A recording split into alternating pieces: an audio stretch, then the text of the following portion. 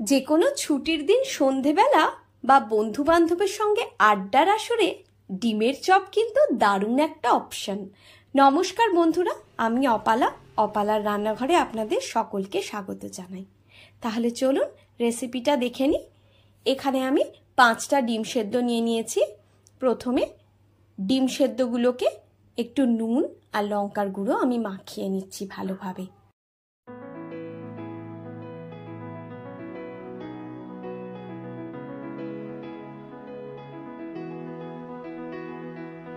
এইবার ডিমগুলোকে আমি হাফ করে কেটে নিচ্ছি।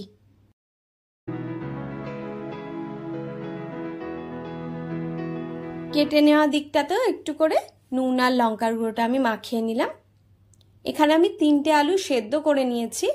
আলুগুলোর খোসা ছাড়িয়ে নিচ্ছি।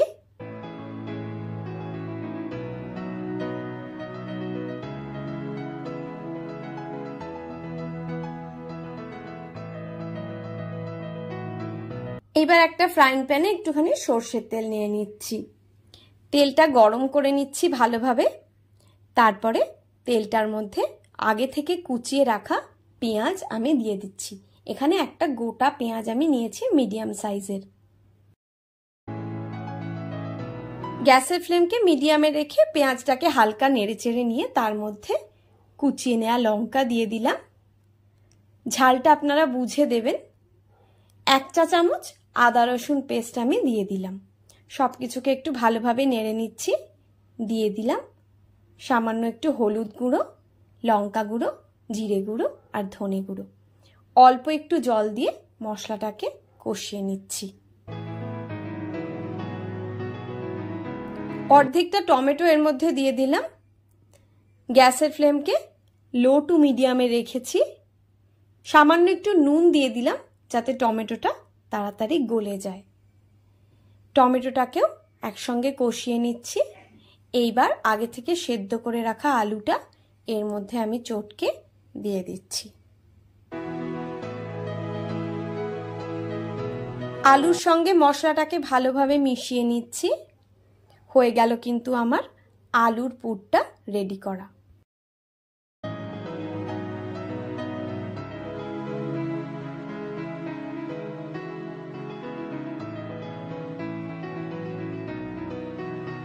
এইবার এই আলুর পুর থেকে অল্প অল্প করে আমি নিয়ে নিচ্ছি।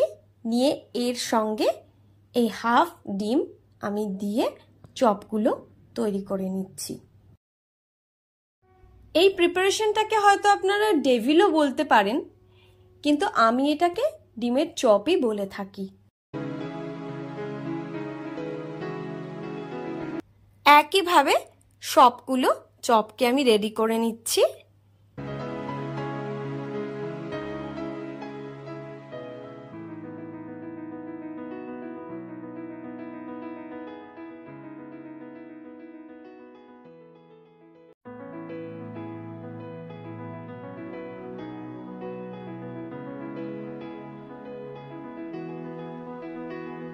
এবার একটা বাটির মধ্যে 2 টেবিল চামচ ময়দা আর 2 টেবিল চামচ কর্নফ্লাওয়ার নিয়ে নিয়েছি। এর মধ্যে সামান্য একটু নুন দিয়ে দিলাম।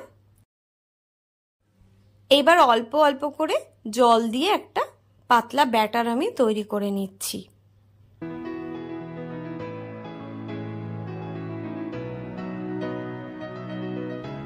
এইবার বানিয়ে রাখা চপের থেকে একটা নিয়ে নিলাম। নিয়ে এই ব্যাটারটার মধ্যে ডুবিয়ে নিলাম। নিয়ে একটা থালার মধ্যে আমি কিছুটা ব্রেড ক্রাম্ব নিয়ে নিয়েছি, সেটা দিয়ে কোট করে নিলাম। একইভাবে আমি অন্য চপগুলোকেও রেডি করে নিচ্ছি। প্রথমে এই ব্যাটারটার মধ্যে ডুবিয়ে তারপরে ব্রেড ক্রাম্বটা দিয়ে কোট করে নিচ্ছি, নিয়ে রেখে দিচ্ছি। আপনারা চাইলে 2বার করেও এই কোটিংটা করতে পারেন, তবে আমি কিন্তু একবারই করেছি। সবগুলো চপকে এইভাবে আমি কোট করে নিলাম। এবার কড়াইতে আমি রিফাইন্ড অয়েল নিয়ে নিয়েছি। তেলটা ভালোভাবে গরম করে নিয়ে গ্যাসের ফ্লেমটাকে লো টু মিডিয়ামে করে দিয়ে চপগুলোকে আমি ভেজে নিচ্ছি। দু পিঠে গোল্ডেন ব্রাউন কালার করে চপগুলোকে ভেজে নিচ্ছি। প্রথম ব্যাচের চপগুলো আমার ভেজে নেওয়া হয়ে গিয়েছে। এগুলো এবার আমি উঠিয়ে নিচ্ছি। একইভাবে পরের ব্যাচগুলো আমি কিন্তু ভেজে নেব।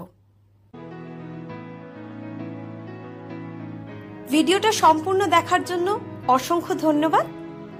রেসিপিটা আপনাদের ভালো লাগলে ভিডিওটাতে একটা লাইক দিয়ে আমার চ্যানেলটা সাবস্ক্রাইব করার অনুরোধ রইল।